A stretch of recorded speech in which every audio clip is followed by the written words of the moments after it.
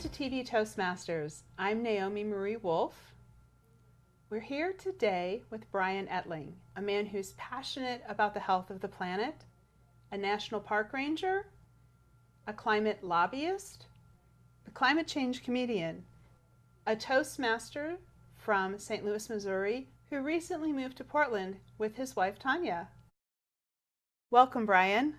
Thank you, Naomi. It's amazing to be here tonight. It's really exciting. We've known each other for 14 years, and it's been such an adventure to watch you develop and move into living in your passion. Could you say a little bit about how Toastmasters been a part of that? Yeah, my story is that I've been living in Oregon off and on for almost 26 years. But I was down at Crater Lake National Park as a seasonal park ranger. So I would spend my summers there, but then I would spend my winters working in Everglades National Park in South Florida. So summers at Crater Lake, winters in the Everglades. So what happened is that 20 years ago I started giving ranger talks, especially in Everglades National Park. And what happened was that people started asking me about this global warming thing, and I knew nothing about it. And people expect park rangers to know everything, don't you? Yes. Nobody's ever told me no on that. So like any kind of teacher, I had to go off and learn about it. And what I learned really scared me. Sea level rose 8 inches in the 20th century in the Everglades. That was 4 times more had risen in previous centuries. In the 21st century, this century, it could rise upwards of 3 feet. The highest point in the park road is about 3 feet above sea level. So I'm sorry, I didn't mean to interrupt you. Yeah. You were telling me about your personal experience in the Everglades. Yes. And the feeling and then the thought of what would happen if climate change affected that. Absolutely. So here I am on the job, and on my weekends, I'm seeing alligators, crocodiles, manatees, dolphins, amazing birds such as flamingos. Here I am seeing this wildlife, and I'm learning that this beautiful habitat, this world-class habitat, could be lost due to climate change. So I became so concerned that by 2008, I quit my winter job in Everglades National Park. I moved back to my hometown of St. Louis to try to organize and speak out publicly on climate change.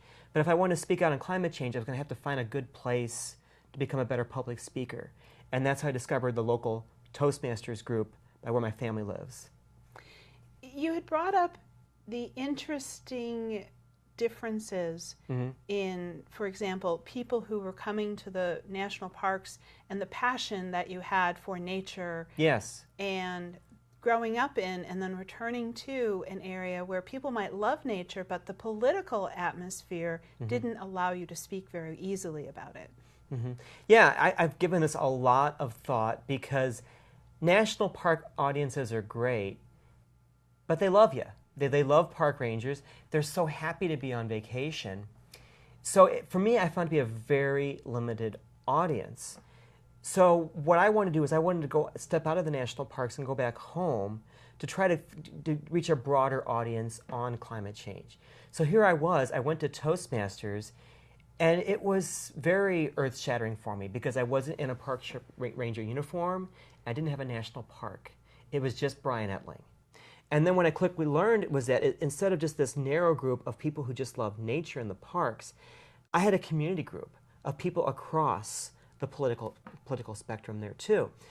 So what was great for me to learn was that how do I reach people that thought very differently about climate change than I did? So here I became concerned about it in the national parks, but immediately about 1/3 of the club I was in was very politically conservative. So for me, Toastmasters was a wonderful venue to learn about how to reach conservatives on climate change, especially since I grew up as a conservative myself, and I wanted to my heart was into how do I reach folks that in many ways thought similar to I did about climate change or politics. Tell me about your win with your friend Adam. Yeah, that was amazing. So it's on YouTube. If you look, there's a speech called "The Debate is Over," and it was about the scientific agreement on climate change. My mentor in Toastmasters, Rob, said, if you're going to do this speech, Brian, you need to have a question and answer period because many people in the group feel differently than you do, and they'll probably want to express that in a question-answer period. Well, I started this question-answer period, and Adam was very argumentative about feeling very different on the scientific agreement on climate change. He was quite contentious. But Adam actually came up to me afterwards and said, Brian, I actually voted for your speech. Here he was arguing with me in the moment, that he was challenging me, but he was also challenging me in a sense to be a better speaker. And I figured if I was going to get better in the club, I need to reach out to Adam, because Adam was also, at some point he was a club president, now he's a distinguished Toastmaster. He's an amazing Toastmaster. So I ended up having coffee with Adam. I practiced speeches with him. He gave me wonderful tips how to reach people who are libertarian and very conservative like himself on climate change. To the extent that one day we were meeting for coffee and I was practicing a speech with him about climate change, and I said, well, I'll probably have to explain the difference between weather and climate during the question and answer period.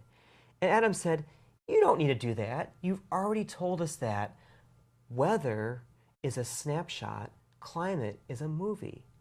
Well, I've never used that analogy before, but the other analogies I used during my speeches gave it a chance for Adam to create that analogy. So Adam and I became such good friends, I ended up inviting him to my wedding. So you have a natural pickup line.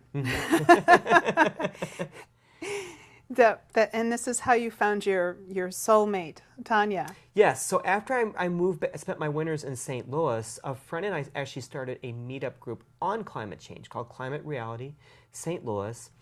So we had different folks from the community coming to these meetings because they found us on meetup.com in St. Louis.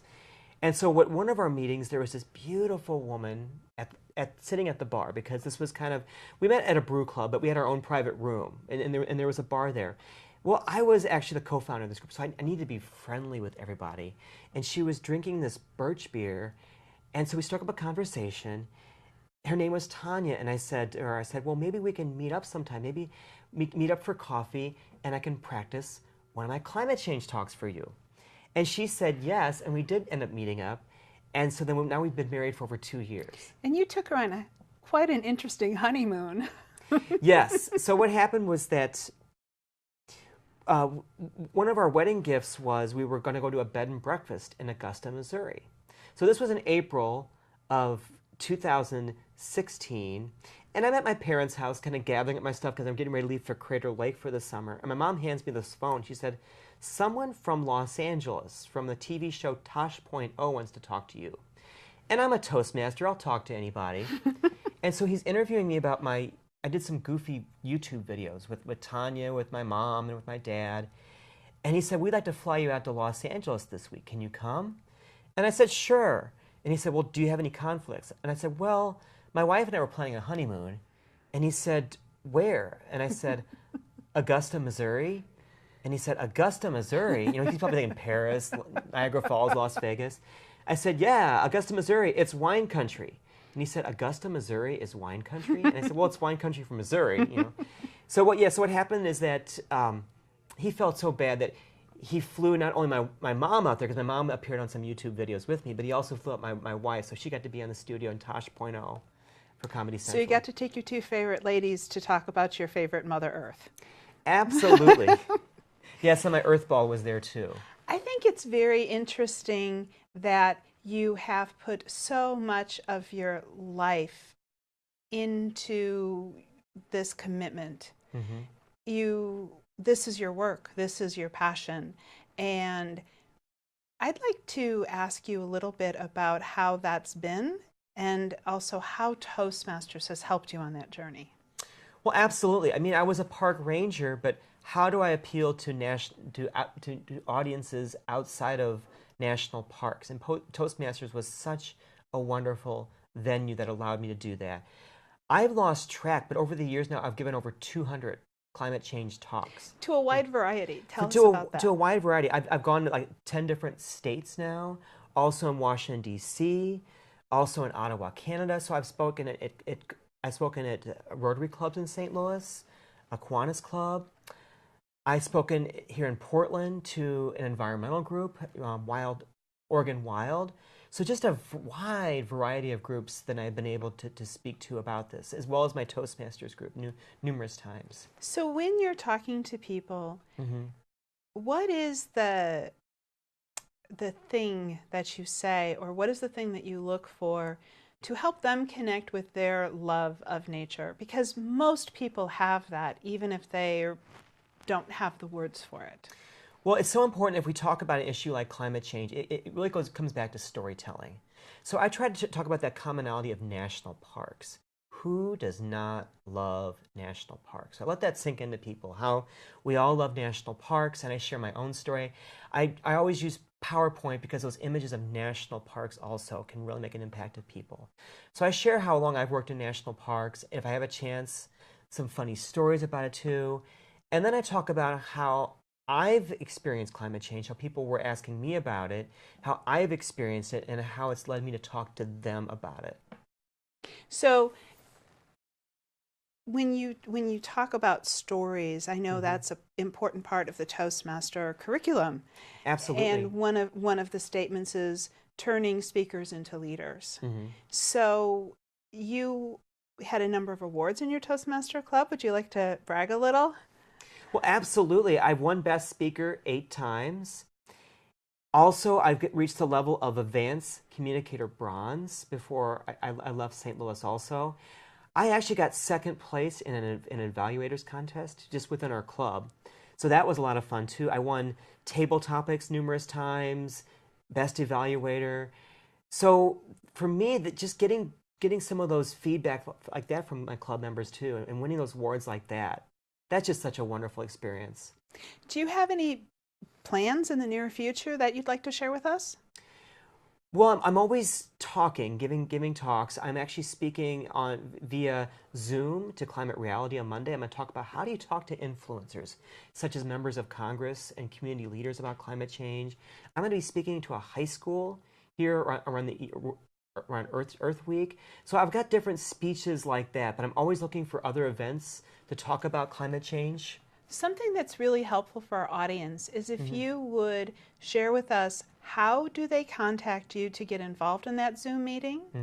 How do people find you and take advantage of your information and maybe cooperate with you? Absolutely. Well, Monday I speak with Climate Reality, so Climate Reality Project.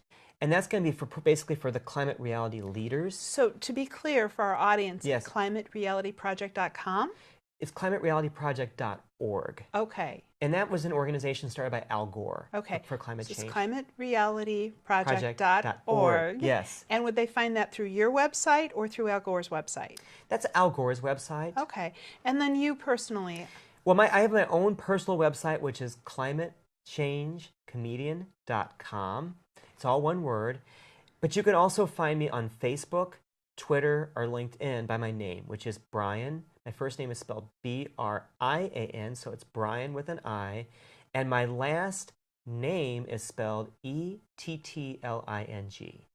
So they can find you on Facebook, LinkedIn, or Twitter? Yes. They can also find you on climatechangecomedian.com? Yes. And they can also find the Zoom meeting on...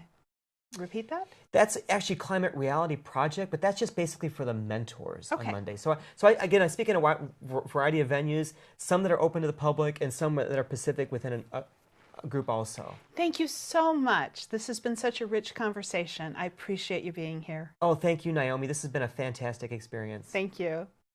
And thank you for being here this evening. We've been speaking with Brian Ettling, a man who's passionate about the health of the planet. I've been your host, Naomi Marie Wolff, and we look forward to having you back here at TV Toastmasters.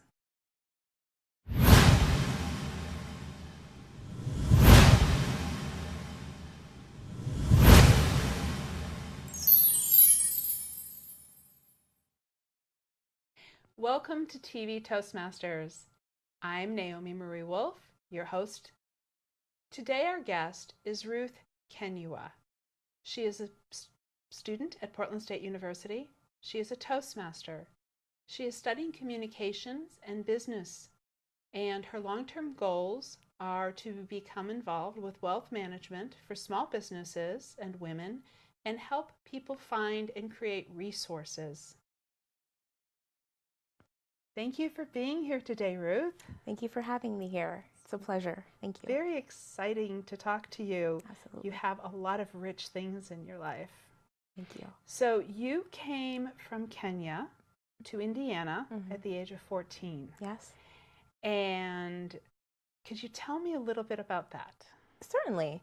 So I was born and raised in Nairobi, Kenya, and my parents wanted to get their education furthered in the United States. And so my dad wanted to pursue a degree in theology, and he went ahead and got his doctoral degree, and my mother as well went ahead and pursued a graduate degree.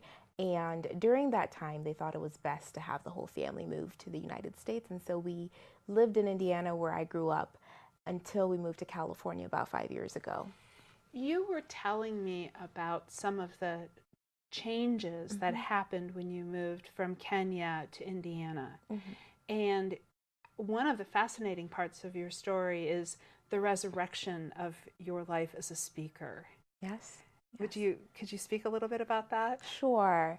So from a very early age, I'd want to say probably around 6 years old, I was almost always tagged as a speaker for class presentations or church-related activities.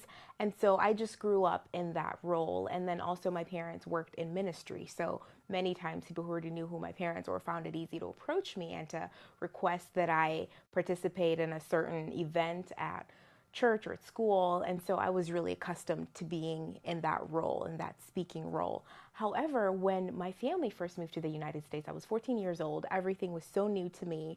I went into like a culture shock mode where I completely felt like I lost the ability to speak, and it wasn't necessarily the ability, it's just I was very much aware that I had an accent, that I sounded very different. And so a lot of that just died out, and I actually completely forgot that I used to speak in public, and I became very nervous anytime that I had to speak within a group setting. It wasn't until 2015, I want to say, when I started at my community college and I had to take a public speaking class for my communication major. And I actually realized that I enjoyed it. And during that time is when I was actually also introduced to Toastmasters. So, yeah. When I watch the way you speak, it's very clear that you're very aware of what you're saying while you're saying it. And it's interesting to meet somebody who has that natural gift of speaking. Could you tell a little bit about the history in Kenya? About, you know, they clearly saw that gift and picked you. How did that affect your life in Kenya? That's a good question. I believe in Kenya, the gift was more in relation to the fact that they saw what my parents did in ministry, and so they presumed that as their child, I most likely would follow in their footsteps and be comfortable in the limelight. However, I was also very shy, and I spent a lot of time with my books.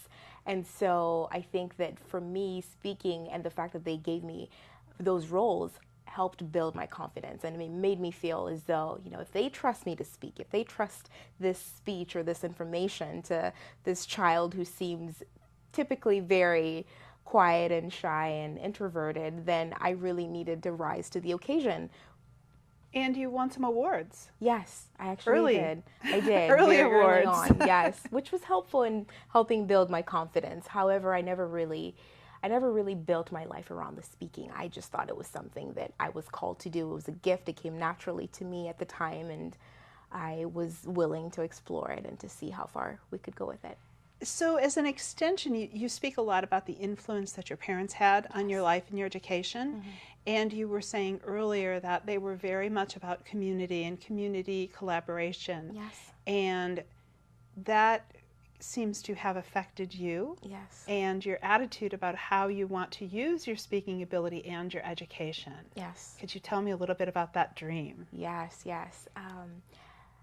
Particularly when it comes to community building, I am very excited about the potential of connecting people who are interested in helping build their communities and to further the development of their communities. But then I also am aware that there are a lot of gaps in communication, which is particularly why I was drawn to communication.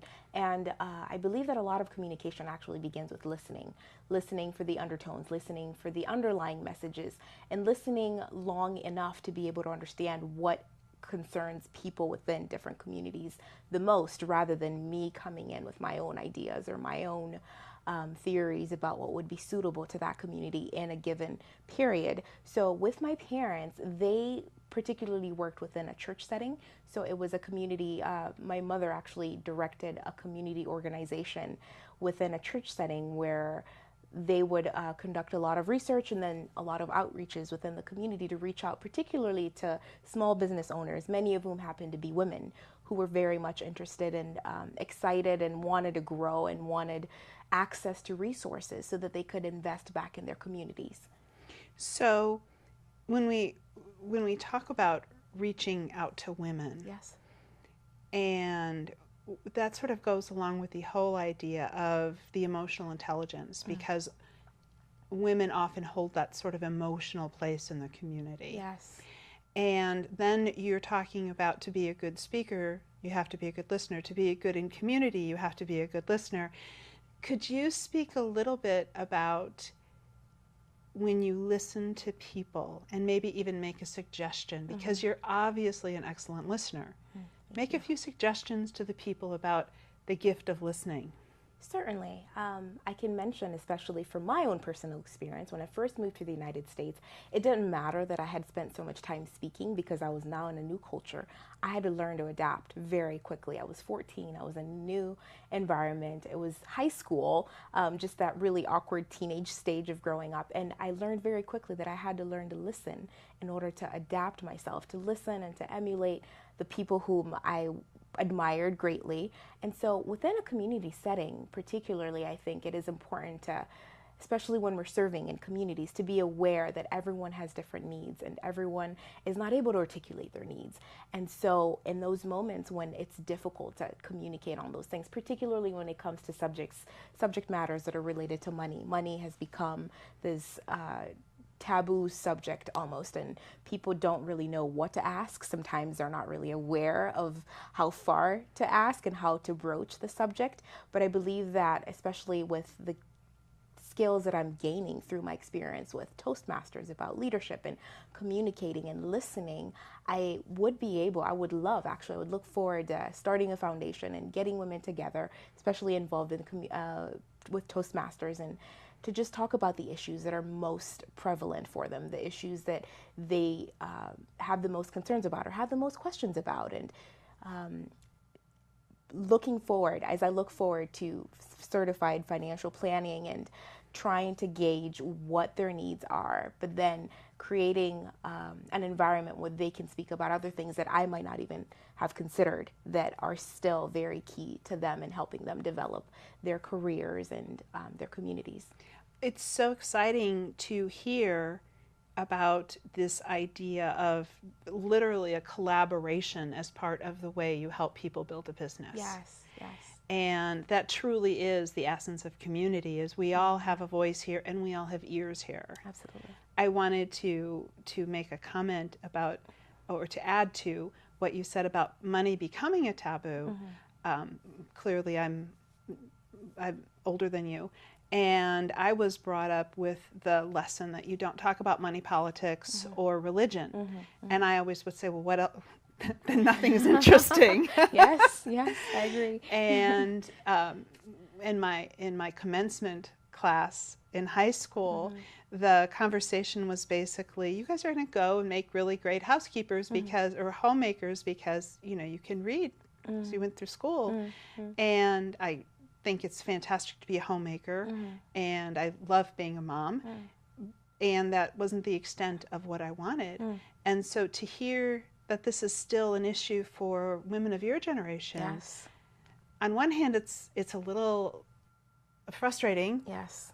and on the other hand it's very exciting to see people like you who are standing up. So is there a way that your awareness of life in Africa, in Kenya, and in the United States, is there a way for you to bring those two cultures together in the work that you're doing through teaching about money and wisdom and money? I certainly hope so.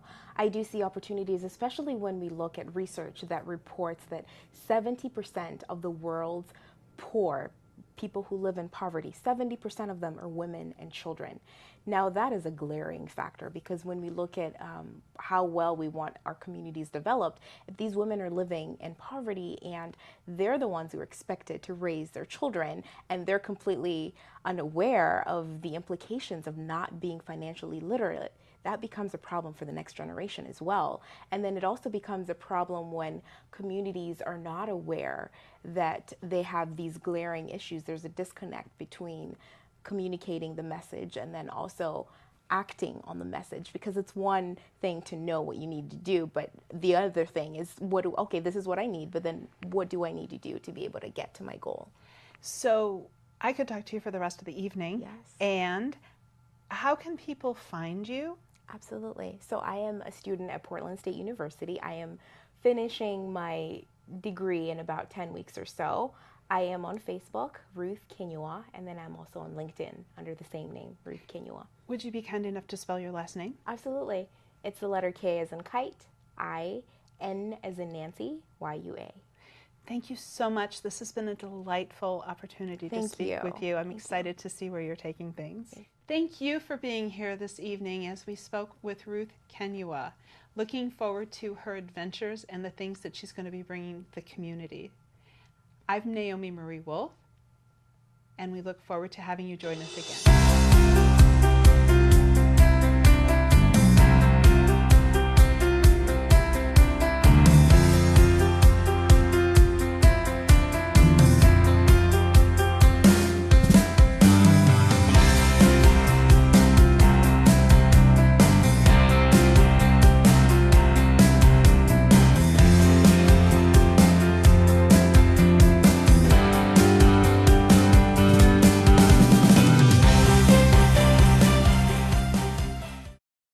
I joined Toastmasters to improve my speaking, listening, communication, and leadership skills. Toastmasters gave me incredible confidence, great listening skills, poise, great leadership skills, the ability to speak in public, strength, a captive audience, quality feedback from the more experienced Toastmasters. Toastmasters really helped me improve my listening skills, sales skills, opportunities to go to different groups and widen my whole horizon. Toastmasters has given me a more focused me, and I'm a much better listener. Toastmasters is fulfilling. It's a great place to fail your way to success. Wonderful way to meet people. networking, Strength. It's addictive. It's a club of self-improvement. It's an experience, it's a ride that you won't forget, and you'll enjoy it every step of the way. Toastmasters helped me land a kick-butt job. I sang at one of my table topic speeches, and people liked it and applauded. My business is doing great, and I'm very, very grateful to Toastmasters. It's been a great experience for me. Thank you, Toastmasters. Thank you, Toastmasters. Thank you, Toastmasters, for giving me so much confidence. thank you Toastmasters for everything.